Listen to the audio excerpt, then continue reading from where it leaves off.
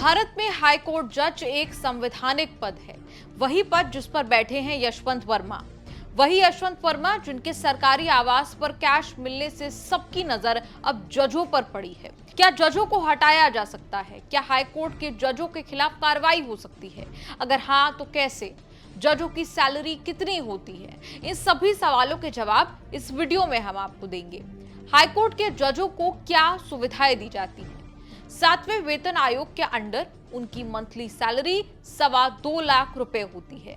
Office के कामकाज के लिए 27,000 रुपए मंथली भत्ता भी मिलता है। रहने के लिए एक सरकारी आवास दिया जाता है। दिलचस्प बात यह है कि अगर वो अपने लिए सरकारी घर नहीं लेते तो फिर उन्हें किराए के लिए अलग से पैसे दिए जाते हैं। घर की मेंटेनेंस के पैसे भी सरकार देती है।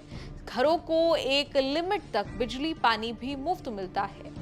फिर फर्नीचर के लिए 6 लाख रुपए तक दिए जाते हैं जजों को। साथ में गाड़ी भी दी जाती है। गाड़ी के साथ साथ हर महीने 200 लीटर पेट्रोल लेने की परमिशन भी होती है। इसके अलावा भी कई प्रावधान हैं। मेडिसिन ट्रीटमेंट की सुविधा है। यहाँ तक कि जजों के नौकरों और ड्राइवरों के लिए भत्ते का भी प्रावधान है। जज अपना काम बिना डर के कर सके, इसलिए उन्हें संविधान में कुछ सुरक्षाएं भी दी गई हैं। यहाँ तक कि हाई कोर्ट और सुप्रीम कोर्ट के जजों को हटाना बड़ा भारी काम है। दोनों को ही सिर्फ और सिर्फ महाभियोग के जरिए यानी कि इम्पीचमेंट के जरिए ही हटाया जा सकता है, और ऐसा आज तक इतिहास में हुआ तो है नहीं। और महाभियोग का प्रोसेस भी छोटा मोटा नहीं, बड़ा लंबा चौड़ा प्रोसेस है। शुरुआत में सांसदों को प्रस्ताव जो है देना होता है। अगर लोकसभा के 100 सांसद या राज्यसभा के 50 सांसद किसी जज को हटाने का प्रस्ताव देते हैं तो फिर सदन के अध्यक्ष या सभापति उसे स्वीकार कर सकते हैं। अगर ये प्रस्ताव स्वीकार हो जाता है तो 3 सदस्यों की समिति इस मामले की जांच करती है, एक रिपोर्ट संसद को सौंपती है। अगर समिति को लगता है कि जज के खिलाफ लगे आरोप बेसलेस हैं तो मामला खत्म हो जाता है।